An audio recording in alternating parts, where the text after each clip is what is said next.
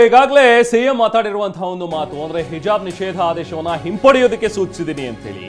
So ಇದ್ರ ಬಗ್ಗೆ ಈಗ ಮಧು ಬಂಗಾರಪ್ಪ ಅವರು ಕೂಡ ರಿಯಾಕ್ಟ್ ಮಾಡಿದ್ದಾರೆ. ಶಿಕ್ಷಣ ಸಚಿವರು ಏನ್ ಹೇಳಿದ್ದಾರೆ ನೋಡ್ತಾ ಹೋಗೋಣ. ಹಿಜಾಬ್ ಬಗ್ಗೆ ಸಿಎಂ ಜೊತೆ ಮಾತನಾಡಿ ನಂತರ ನಿರ್ಧಾರವನ್ನ ತಿಳಿಸ್ತೀನಿ ಅಂತ ಹೇಳಿ ಮಧು ಬಂಗಾರಪ್ಪ ಹೇಳಿದ್ದಾರೆ. ಶಿಕ್ಷಣ ಸಚಿವರಾಗಿರುವಂತಹ ಮಧು ಬಂಗಾರಪ್ಪ ಹೇಳಿಕೆಯನ್ನ ಕೊಟ್ಟಿದ್ದಾರೆ. ಅಂದ್ರೆ ಇನ್ನು ಇದ್ರ ಬಗ್ಗೆ ಯಾವುದೇ ರೀತಿಯಾದಂತಹ ನಿರ್ಧಾರ ತೀರ್ಮಾನ ಇಲ್ಲ. ಸೊ ಏನ್ ಸಿಎಂ ಹೇಳಿದರೆ ಆ ವಿಚಾರವನ್ನ ನಾನು ಅವ್ರ ಜೊತೆ ಚರ್ಚೆ ಮಾಡ್ತೀನಿ. ಅದಾದ್ಮೇಲೆ ಅವ್ರು ಏನ್ ಹೇಳ್ತಾರೆ ಅದ್ರ ಬಗ್ಗೆ ನಾವು ತೀರ್ಮಾನವನ್ನ ಮಾಡ್ತೀವಿ. ಹಿಜಾಬ್ ವಿಚಾರದಲ್ಲಿ ರಾಜಕೀಯವನ್ನ ಮಾಡಬೇಕಾಗಿಲ್ಲ ಅನ್ನುವಂಥದ್ದನ್ನ ಕೂಡ ಹೇಳಿದ್ದಾರೆ.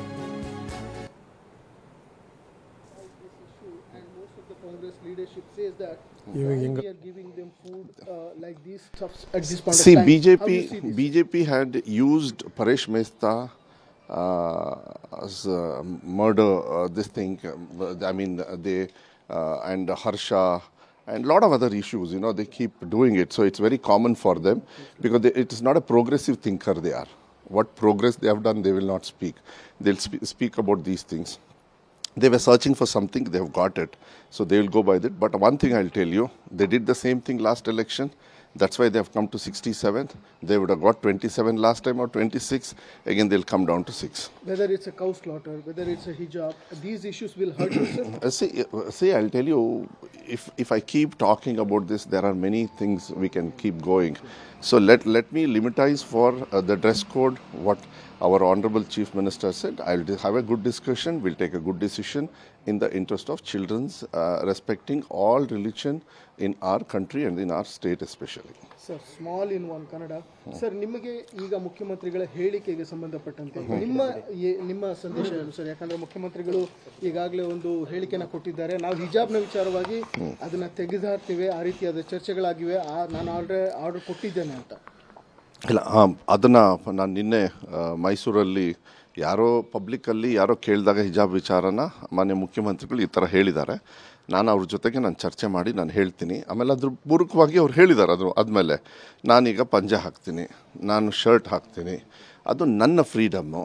ನಾನು ಕೆಲವರು ಊಟದ ವ್ಯವಸ್ಥೆಯಲ್ಲಿ ಡಿಫ್ರೆಂಟ್ ಆಗಿರ್ತದೆ, ಉಡುಗೆ ತೊಡುಗೆಯಲ್ಲಿ.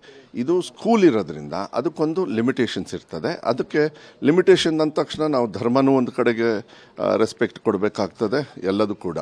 ಅದಂದ ತಕ್ಷಣ ಈಗ ನೀವು ಕೇಳಿದ್ರಲ್ಲ, ಇಲ್ಲ ಹಾಗಾದರೆ ಬೇರೆಯವರು ಬೇರೆ ಥರ ಉಡುಗೆ ತೊಡುಗೆ, ಇದನ್ನೆಲ್ಲ ಡಿಸ್ಕಸ್ ಮಾಡಿ ಮಾನ್ಯ ಮುಖ್ಯಮಂತ್ರಿಗಳ ಜೊತೆ ಚರ್ಚೆ ಮಾಡಿ ಒಳ್ಳೆ ಡಿಸಿಷನ್ಸ್ನ. ಈಗಾಗಲೇ ಬಿಜೆಪಿಯ ನಾಯಕರುಗಳು ಸರಣಿ ಟ್ವೀಟ್ಗಳನ್ನ ಮಾಡ್ತಿದ್ದಾರೆ. ರಾಜ್ಯ ಸರ್ಕಾರಕ್ಕೆ ಮಾಡುವುದಕ್ಕೆ ಬೇರೆ ಯಾವ ಕಾರ್ಯ ಇಲ್ಲ, ಕಾರಣಕ್ಕಾಗಿ ಮುಸ್ಲಿಮರನ್ನ ಅಥವಾ ಮೈನಾರಿಟಿಯನ್ನ ಮೆಚ್ಚಿಸೋ ಕಾರಣಕ್ಕಾಗಿ ಈ ರೀತಿಯಾದ ಈ ಬಿಜೆಪಿ ಅವರಿಗೆ ನಾನು ಒಂದು ಮಾತು ಹೇಳಲಿಕ್ಕೆ ಇಷ್ಟಪಡ್ತೀನಿ. ಇಡೀ ರಾಜ್ಯದಲ್ಲಿ ಎಲ್ಲ ಬಿಜೆಪಿ ನಾಯಕರು ಸೋತಿರೋರು ಗೆದ್ದಿರೋರು ಎಲ್ಲರೂ ಸೇರಿ ಎಂಥರು ವೀಕ್ಷಣೆಗೆ ಹೋಗಿದ್ರು. ವೀಕ್ಷಣೆಗೆ ಹೋದಾಗ ಯಾರಿಗೆ ಕೊಟ್ರಂತೆ ರಿಪೋರ್ಟು? ಕ್ಯಾಪ್ಟನ್ ಲೆಸ್ ಆಗಿದ್ರು 6 ತಿಂಗಳು. ಅಶೋಕ್ ಅವ್ರು ಬಂದಿದ್ದಾರೆ. ಅಶೋಕ್ ಅವ್ರು ಬಂದಮೇಲೆ ಏನೋ ಒಂದಿಷ್ಟು ಕೈ ತುಂಬ ಕೆಲಸ ಸಿಕ್ತು. ಹೋಗಲಿ ಡೆಲ್ಲಿಗೆ ಹೋಗಿ ಕೊಡಲಿ MP ಅವರಿಗೆ. MP ಗಳು ಹೋಗ್ಬಿಟ್ಟು ಮಾತಾಡಲಿ. ಮಾನ್ಯ ಮುಖ್ಯಮಂತ್ರಿಗಳಿಗೆ 3 ತಿಂಗಳಾದಮೇಲೆ ಬರ ಪರಿಹಾರದ್ದು ಕೇಳಕ್ಕೆ ಹೋದರೆ 3 ತಿಂಗಳಾದಮೇಲೆ ಸಮಯ ಕೊಟ್ಟಿದ್ದಾರೆ ಅಂತ ಹೇಳಿದರೆ ಇದನ್ನೆಲ್ಲ ನೀವು ಅರ್ಥ ಮಾಡ್ಕೊಳ್ಬೇಕಾಗತ್ತೆ.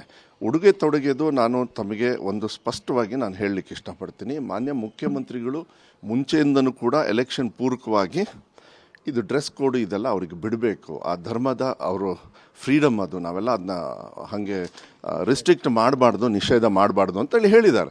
ಕೋರ್ಟಿಗೆ ಹೋಯ್ತು, ಎಲ್ಲ ಆಯಿತು. ಈಗೆಲ್ಲ SDMs ಅವರು ನೀವೇನು ಡಿಸಿಷನ್ ತೊಗೊಳ್ತೀರೋ ನೀವು ತೊಗೊಳ್ಳಿ ಅಂತ. ಈಗ ಮಾನ್ಯ ಮುಖ್ಯಮಂತ್ರಿಗಳಿಗೆ ಯಾರೋ ಪಬ್ಲಿಕ್ಕಲ್ಲಿ ಒಂದು ಮಾತು ಕೇಳಿರೋದ್ರಿಂದ, ಅದನ್ನು ಹೇಳಿರೋದ್ರಿಂದ ನಾನು ಒಂದು ಮಾತನ್ನು ಹೇಳಲಿಕ್ಕೆ ಇಷ್ಟಪಡ್ತೀನಿ. ಮಾನ್ಯ ಮುಖ್ಯಮಂತ್ರಿಗಳ ಜೊತೆ ಚರ್ಚೆ ಮಾಡ್ತೀನಿ.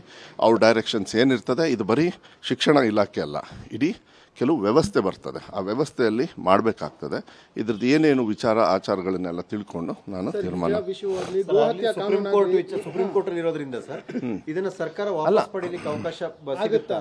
ಅದನ್ನ ನೋಡೋಣ. ಅದನ್ನ ನಾನು ಹೇಳಿದ್ನಲ್ಲ, ಲೀಗಲ್ ಆಗಿ ಅಡ್ವೊಕೇಟ್ ಜನರಲ್ ಅವ್ರಿಗೆ ಮಾತಾಡುವ. ಅದಕ್ಕೆ ನಾನು ಹೇಳಿದ್ನಲ್ಲ, ಶಿಕ್ಷಣ ಇಲಾಖೆ ಒಂದು ಕಾನೂನಿನ ಇತಿಮಿತಿಯಲ್ಲಿ ನಾವು ಕೆಲಸ ಮಾಡ್ತೀವಿ ಯಾವಾಗಲೂ ಕೂಡ. ಅದನ್ನು ಇವಾಗ ಮಾನ್ಯ ಮುಖ್ಯಮಂತ್ರಿಗಳು ಹೇಳಿಬಿಟ್ಟಿದ್ದಾರೆ, ನೀವು ಹೇಳಿದಿರಿ, ಅಪೋಸಿಷನ್ ಅವ್ರು ಹಿಂಗೆ ಹೇಳ್ತಾ ಇದ್ದಾರೆ ಅಂತ ಹೇಳಿದಾಗ ಇದು ಚರ್ಚೆ ಮಾಡಿ ಮಾನ್ಯ ಮುಖ್ಯಮಂತ್ರಿಗಳ ಡೈರೆಕ್ಷನ್ಸಲ್ಲಿ ಕಾನೂನಿನ ಇತಿಮಿತಿಯಲ್ಲಿ ಎಲ್ಲರಿಗೂ ಫ್ರೀಡಮ್ ಬರೋಂಗೆ ಕುತ್ಕೊಂಡು ಯಾರಿಗೂ ತೊಂದರೆ ಆಗದೇ ಇರೋ ರೀತಿಯಲ್ಲಿ ಇದನ್ನ ನಾವು ಡಿಸಿಷನ್ಸ್ನ ತಗೊಳ್ತಾ ರೀತಿಯಾದ ತೀರ್ಮಾನಗಳನ್ನು ಕೈಗೊಳ್ಳಬೇಕಾದ್ರೆ ಸರ್ ಸಬ್ಜುಡೀಸ್ ಯಾವುದಾಗುತ್ತೆ ಅದನ್ನು ಕೂಡ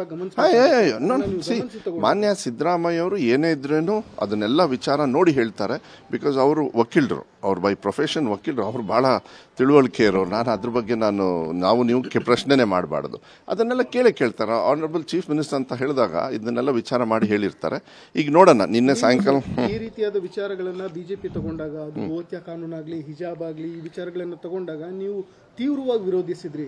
ಅವರಿಗೆ ಪ್ರೋಗ್ರೆಟಿವ್ ಆಗಿ ಮಾಡೋ ಕೆಲಸವನ್ನ ಬಿಟ್ಟು ಈ ರೀತಿ ಇಂಪಾರ್ಟೆನ್ಸ್ ಕೊಡ್ತಿದ್ದಾರೆ. ಈಗ ಅವ್ರು ನಿಮ್ಮನ್ನ ಟೀಕಿಸ್ತಿದ್ದಾರೆ. ಅಲ್ಲ, ಟೀಕ್ಸೋದಲ್ಲ, ಜನರು ಅವ್ರನ್ನ ಸೋಲ್ಸಿದ್ದಾರೆ. ಫಸ್ಟ್ ಅವ್ರನ್ನ ಅರ್ಥ ಮಾಡ್ಕೊಳ್ಬೇಕು. ನಮ್ಮನ್ನು ಗೆಲ್ಸಿದ್ದಾರೆ, ಯಾರು ನಾವು ಟೀಕ್ಸ್ಕೊಂಡವಲ್ಲ, ಎಲ್ಲ ನಮಗೆಲ್ಲ ಕೆಟ್ಟದಾಗ ಹೇಳಿದ್ರಲ್ಲ, ನಮ್ಮನ್ನು ಗೆಲ್ಲಿಸಿ ರಾಜ್ಯದ ಜನತೆಯಲ್ಲಿ ಕೂರಿಸಿದ್ದಾರೆ. ಇಂಥ ತೀರ್ಮಾನಗಳನ್ನು ಸರಿ ಇದ್ದರೆ ತಗೊಳ್ಳಿ ಅಂತ ಹೇಳಿದ್ದಾರೆ. ಅದು ತಗೊಳ್ತಕ್ಕಂಥದ್ದು ನಮ್ಮ ಕರ್ತವ್ಯ ಆಗ್ತದೆ, ಅದನ್ನು ನಾವು ಮಾಡಬೇಕಾಗ್ತದೆ. ಅದರಲ್ಲಿ ಇದು ಒಂದು ಬಂದಿದೆ. ಈಗ BJP ಅವ್ರಿಗೆ ಏನಾಗ್ತದೆ, ರಾಜ್ಯದಲ್ಲಿ ಬರ ಇರೋದು ತಲೆ ಕೆಡ್ಸ್ಕೊಂಡಿಲ್ಲ. ಅವ್ರಿಗೆ ಒಂದೇ ಸತಿ ಉಡುಗೆ ತೊಡಗೆದು.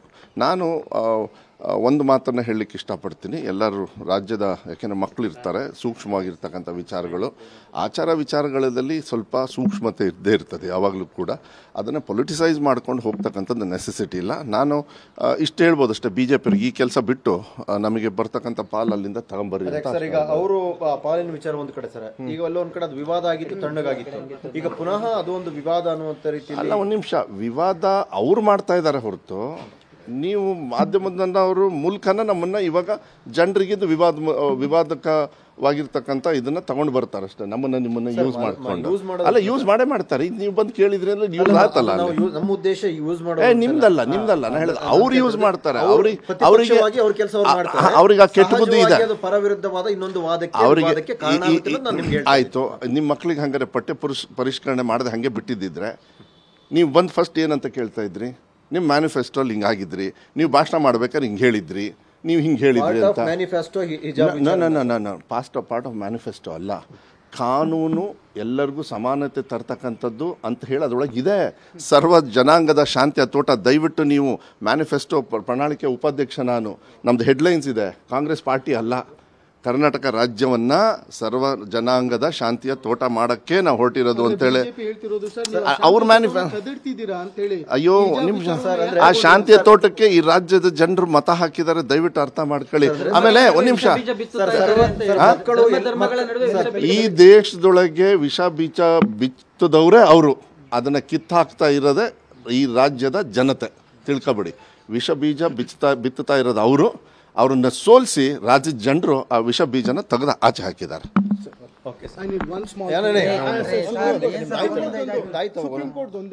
ಒಂದು ಬ್ರೇಕ್ ತಗೊಳ್ಳಿ, ಟೀ ಕುಡಿಯೋಣ.